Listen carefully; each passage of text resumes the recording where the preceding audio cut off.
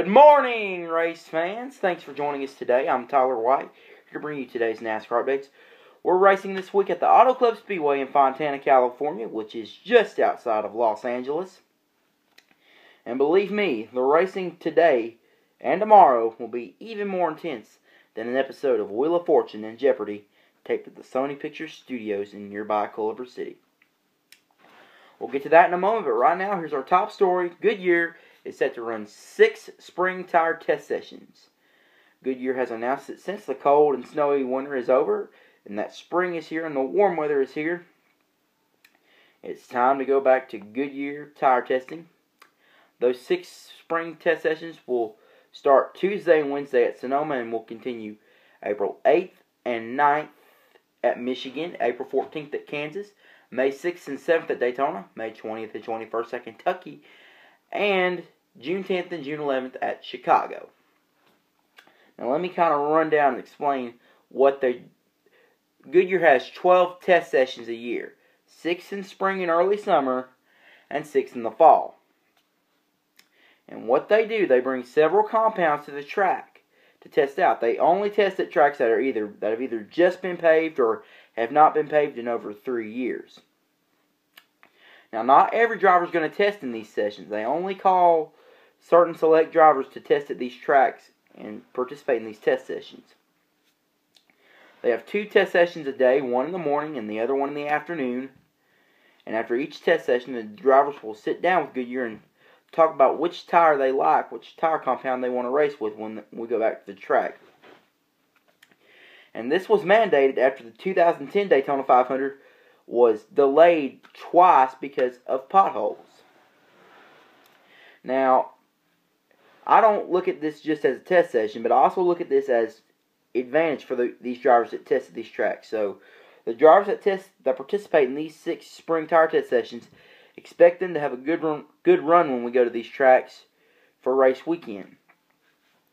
I know it's just a test session, but look, Jimmy Johnson participated in a tire test session at Homestead last year, and a few weeks later when we went down there for Ford Championship weekend, he went on to win the championship. Same thing when we saw with pre-season testing at Daytona. Austin Dillon and Dale Earnhardt Jr. were fast in that. Austin Dillon won the pole for the Daytona 500. Dale Earnhardt Jr. won the Daytona 500, the race. So, expect those drivers to run good when we go down there for race weekend. Alright, here we go. It's time to get you ready for the race weekend. It kicks off today with the NASCAR Nationwide Series TreatMyClock.com 300 on ESPN. Now, there will be Cup drivers running in this race, and we know how dominant they are in the Nationwide Series, even though they're full-time Cup drivers and they shouldn't be running in it. But my bold prediction is the driver that will beat those Cup drivers today will be Regan Smith, because he's won at Auto Club sister track Michigan last year, and he had a good run in this race last year, so expect him to run good. And tomorrow is the NASCAR Sprint Cup Series Auto Club 400, and that will be tomorrow afternoon on Fox.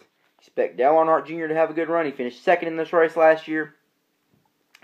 Expect Carl Edwards to have a good run. He won this race in 2008. Expect Kevin Harvick to have a good run. He won this race in 2011, and this is his home track because he grew up in nearby Bakersfield, which is also home to country music superstars Merle Haggard and Buck Owens. Expect Jimmy Johnson to run good. He has 5 wins there, including his first career win there in 2002, and this is also his home track. He grew up in El Cajon, which is not too far from San Diego. Expect Kyle Busch to run good. He won this race last year. Expect Tony Stewart to run good. He has 2 wins at this racetrack. He won the last fall race there in 2010, and he won this race in 2012. And expect Jeff Gordon to run good. He has 3 wins here, including the very first race at California in 1997. And let's take a look at the celebrities that will be there this weekend. Country music superstar Billy Ray Cyrus will perform the national anthem. Gonzo of the Muppets will give the command to start engines. And Mindy Kaling, the star of the Fox romantic sitcom The Mindy Project, will be the honorary pace car driver to start the race. So, should be a good one. Alright, our most memorable moment happened last year Joey Logano makes a block on Tony Stewart, and Tony Stewart just drops back, and Denny Hamlin slides in there with just a few laps to go and battles Joey Logano.